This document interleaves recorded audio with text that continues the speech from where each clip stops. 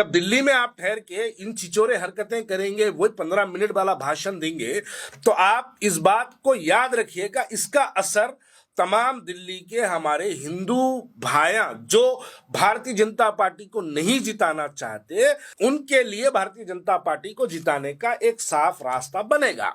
इसके लिए मोदी जी मुबारक, आपके प्यादे अल मदद या ओवैसी के नाम से वो लोग दिल्ली में आज से कैंपेनिंग शुरू करे हैं। जब उत्तर प्रदेश में मुलायम सिंह और अखिलेश यादव की जब सरकार हुआ करती थी, असदुद्दीन ओवैसी साहब बार बार कई बार इस बात को जिक्र किया था कि उत्तर प्रदेश में मेरे 71 रैलीज प्रोग्राम्स उत्तर प्रदेश के अंदर मेरे कैंसिल किए जा रहे हैं। लेकिन मैं इस बात को वाजे कर दूं, जब से उत्तर प्रदेश में योगी आदित्यनाथ की हुकूमत आई है, तब से लेकर आज तक असदुद्दीन ओवैसी साहब का एक भी प्रोग्राम कैंसिल नहीं किया गया, बल्कि असदुद्दीन ओवैसी साहब को हेलीकॉप्टर्स का परमिशन दिया गया, उनके लिए जेड सिक्योरिटी उत्तर प्रदेश के अंदर प्रोवाइड की गई। जब असदुद्दीन ओवैसी साहब का कैनवे उत्तर प्रदेश में जाता है, तो असदुद्दीन ओवैसी साहब के रास्ते के लिए ट्रैफिक को ब्लॉक कर दिया जाता है। क्यों? उत्तर प्रदेश में मुलायम सिंह क्यों रोकना चाहता था, और उत्तर प्रदेश के अंदर, उसी उत्तर प्रदेश के अंदर योगी आदित्यनाथ इनको वेलकम क्यों करना चाहता? एक लड़का लड़की के नाम से आईडी बनाता है, आके मुझे माँ बहन की गालियां देता है, तो आप क्या चाहते हैं कि मैं उसको माँ बहन की गालियां दूं? दे सकता हूं, मैं भी हैदराबाद पुराने शहर याकुतपुरे का हूं, गालियां इतने दूंगा कान में से खून निकलना। साहब का एक अजीब रिकॉर्ड है। साहब जिस जिस को जिताओ बोलते हैं उन्हें पक्का हारता, और साहब जिस जिस को हराएंगे बोलते वो लोग पक्का जीतते।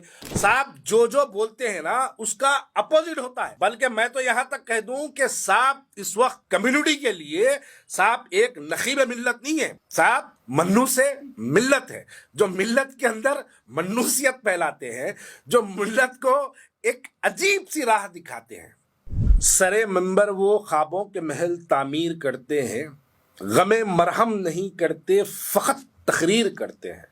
मुबारक मोदी जी, आपको दिल्ली मुबारक। इसलिए दिल्ली मुबारक क्योंकि हैदराबाद से दिल्ली में आज से कैंपेनिंग शुरू हुई है। आज से हैदराबाद की हमारी एक क़यादत दिल्ली में पहुंची है। अब फिर वहां पहुंचने के बाद फिर वही 15 मिनट, फिर वही घड़ियां, फिर वही महाराष्ट्र, फिर वही भड़काऊ भाषण, फिर वही जलवा जलवा, फिर वही तेरा मेरा रिश्ता क्या। इससे फायदा रास तौर पे जैसे महाराष्ट्र में भारतीय जनता पार्टी को पहुंचा, वैसी ही दिल्ली के अंदर मुकम्मल पूरे सीटों पर भारतीय जनता पार्टी को फायदा पहुंचेगा। थोड़े अनपढ़ जाहिल गंवार, जिनको मैं मुरीद के नाम से पुकारता हूं, वो मुरीदा आके बोलेंगे नहीं नहीं भाई साहब तो 4 6 7 सीटें लड़ लेना। वो 4 6 7 से क्या पूरी दिल्ली में क्या होगा बोल के पूछेंगे। आजकल सोशल मीडिया का जमाना है। मैं एक कमरे में बैठ के एक वीडियो बना रहा हूं जो जहां की दुनिया के कोने तक पहुंच सकती है सोशल मीडिया के जरिए। जब दिल्ली में आप ठहर के इन छिचोरे हरकतें करेंगे, वही 15 मिनट वाला भाषण देंगे, तो आप इस बात को याद रखिएगा, इसका असर तमाम दिल्ली के हमारे हिंदू भाइयां जो भारतीय जनता पार्टी को नहीं जिताना चाहते, जो किसी एक सेकुलर पार्टी को या फिर भारतीय जनता पार्टी से कम जहर रखने वाली पार्टी को जिताना चाहते हैं, उनके लिए भारतीय जनता पार्टी को जिताने का एक साफ रास्ता बनेगा। इसके लिए मोदी जी मुबारक, आपके प्यादे अल मदद या ओवैसी के नाम से वो लोग दिल्ली में आज से कैंपेनिंग शुरू करे हैं, उसके लिए आपको मुबारक। देखिए, मैं यहां पर मेरे इस नाजरीन को याद दिलाना चाहता हूं, जब उत्तर प्रदेश में मुलायम सिंह और अखिलेश यादव की जब सरकार हुआ करती थी, असदुद्दीन ओवैसी साहब बार बार कई बार नेशनल मीडियाज में और कई जलसों में, मुझे याद है चंचलगुड़ा ग्राउंड के जलसे में भी उन्होंने इस बात को जिक्र किया था कि उत्तर प्रदेश में मेरे 71 रैलीज प्रोग्राम्स उत्तर प्रदेश के अंदर मेरे कैंसिल किए जा रहे हैं। लेकिन मैं इस बात को वाजे कर दूं, जब से उत्तर प्रदेश में योगी आदित्यनाथ की हुकूमत आई है, छोटे फैंटा की जब से हुकूमत आई है, तब से लेकर आज तक असदुद्दीन ओवैसी साहब का एक भी प्रोग्राम कैंसिल नहीं किया गया, बल्कि असदुद्दीन ओवैसी साहब को हेलीकॉप्टर्स का परमिशन दिया गया, उनके लिए जेड सिक्योरिटी उत्तर प्रदेश के अंदर प्रोवाइड की गई। जब असदुद्दीन ओवैसी साहब का कैनवे उत्तर प्रदेश में जाता है तो असदुद्दीन ओवैसी साहब के रास्ते के लिए ट्रैफिक को ब्लॉक कर दिया जाता है। क्यों बताइए, क्यों भाई? उत्तर प्रदेश में मुलायम सिंह क्यों रोकना चाहता था और उत्तर प्रदेश के अंदर, उसी उत्तर प्रदेश के अंदर योगी आदित्यनाथ इनको वेलकम क्यों करना चाहता? क्योंकि इनकी आमद और इनकी मौजूदगी दिखाकर भारतीय जनता पार्टी के जो नाराज वोटर्स हैं, उन वोटर्स को भारतीय जनता पार्टी के कोठे में डालने का काम असदुद्दीन ओवैसी साहब उत्तर प्रदेश के अंदर वैसी करे, महाराष्ट्र में वैसी करेंगे, वैसी करे हैं और दिल्ली में वैसी करेंगे। ये इसी की वजह से यहां पे आते हैं। ये इसलिए भी करते हैं क्योंकि असदुद्दीन ओवैसी साहब अगर ये ना करे तो असदुद्दीन ओवैसी साहब का भी काम फिर आजम खान की तरह हो जाएगा, मुख्तार अंसारी की तरह हो जाएगा, अतीक अहमद की तरह हो जाएगा, अशरफ अहमद की तरह हो जाएगा। इनके ऊपर ईडी के रेड्स डाले जाएंगे, इनकम टैक्स की इंक्वायरीज बिठाई जाएगी, इनके प्रॉपर्टीज और इलीगल एसेट्स की इंक्वायरी की जाएगी।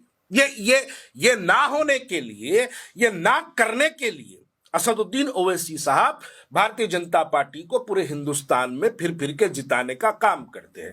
लेकिन ये बात जो सियासी शऊर रखने वाले लोग हैं, वो लोग ये बात को समझते हैं। अब आप देखिए, दिल्ली का इलेक्शन की कैंपेनिंग आज से शुरू करे हैं वो, तो इसके नतीजे क्या क्या निकलेंगे अब आप देखिए। मैं इससे पहले भी एक वीडियो में बोला, पिछली बार भी बोला, आप सबको ही हर किसी के बारे में वीडियोस बनाते हैं, तमाम जमात के पेड़ मुरीद हर किसी के बारे में वीडियो बनाते हैं। मैं बार बार बोला, राजा सिंह के बारे में बोल के दिखाओ। आपके हैदराबाद पार्लियामेंट्री कॉन्स्टिट्यूंसी में आने वाला एमएलए जिसका एमपी असदुद्दीन ओवैसी है, जो एमएलए दारुसलाम कॉन्स्टिट्यूंसी से कामयाब होता है, दारुसलाम एमआईएम का जो हेडक्वार्टर है, वो हेडक्वार्टर के अंदर कामयाब होने वाला बीजेपी का, भारतीय जनता पार्टी का एमएलए है। आप उसको नहीं रुका सकते। आप दिल्ली में जाके आप बीजेपी को रुकाने का दावा करते, आप महाराष्ट्र में जाके बीजेपी को जिताने का, बीजेपी को रुकाने का दावा करते, आप उत्तर प्रदेश में जाके बीजेपी को रुकाने का दावा करते, लेकिन आप यहां पर नहीं, उसके खिलाफ कैंडिडेट नहीं डालते। छोड़ो, कैंडिडेट्स के बारे में बहुत बार बोला, अरे अब क्या हुआ? कहां गई मर्दानगी आप लोगों की? उन्हें हुजूर अकरम सल्लल्लाहु अलैहि वसल्लम की शान में गुस्ताखी की बार बार कोशिशें करता है। पूरी एक असदुद्दीन ओवैसी के बारे में बोलने जाके पूरी कम्युनिटी के बारे में बोलता है। असदुद्दीन ओवैसी साहब, आपके पेड मुरीद सोशल मीडिया पे मेरे को आके मां बहन की गालियां देते, मेरे मॉर्फ वीडियोस बनाते हैं। अरे कोई सोशल मीडिया पे आके असदुद्दीन ओवैसी की डीपी लगा के एक लड़का लड़की के नाम से आईडी बनाता है, आके मुझे मां बहन की गालियां देता है, तो आप क्या चाहते हैं कि मैं उसको मां बहन की गालियां दूं? पलटा के उसको मैं मां बहन का जवाब दूं? दे सकता हूं, मैं भी हैदराबाद पुराने शहर याकुतपुरे का हूं, गालियां इतने दूंगा कान में से खून निकलना। लेकिन उसका मतलब ये नहीं है कि मैं, आप भड़काऊ बात कर रहे हैं तो मैं भी भड़काऊ बात करूं। लेकिन मॉर्फ वीडियो बना के एक नई छोचा कर दिए। अरे मैं उसके अंदर किसी मोहतरमा को बाजी भी बोला, वो भी डालो, वो वीडियो में है। अरे मोहतरमा असदुद्दीन ओवैसी की आप फोटो लगा के मां बहन की गालियां दे रही है, मोहतरमा तो नहीं हो सकती, ये कोई पोटा ही होगा जो इनका सोशल मीडिया का कोई मुरीद का बेटा होगा। तो मैं उसको एक सरकास्टिक वे में बोला, तो इसका मतलब एक अलग निकाल दी दुनिया। खैर निकाल लो आप लोग, मैं बोलता रहूंगा। साहब का ये भी एक रिकॉर्ड है, सुनो मेरे वीडियो सुनने वाले लोग। केसीआर को जिताओ बोले केसीआर हार गया, जगन को जिताओ बोले जगन हार गया, बदरुद्दीन अजमल को जिताओ बोले बदरुद्दीन अजमल हार गया, अख्तरुल ईमान को जिताओ बोले अख्तरुल ईमान हार गया, इम्तियाज जलील को जिताओ बोले इम्तियाज जलील हार गया, साबिर काबली वाले को गुजरात में जिताओ बोले साबिर काबली वाला हार गया, सिकंदराबाद से मोटे को जिताओ बोले सिकंदराबाद का मोटा हार गया, चेवल्ले से दुबले को जिताओ बोले चेवल्ले का दुबला हार गया, निजामाबाद में वाइट वाले को जिताओ बोले निजामाबाद का वाइट वालों वाला हार गया, वंचित बहुजन अगाड़ी को जिताओ बोले वंचित बहुजन अगाड़ी हार गई, प्रकाश अंबेडकर को जिताओ बोले प्रकाश अंबेडकर हार गया, उपेंद्र कुशवाहा को बिहार में जिताओ बोले उपेंद्र कुशवाहा हार गया, ओम प्रकाश रहबर को जिताओ बोले ओम प्रकाश रहबर हार गया।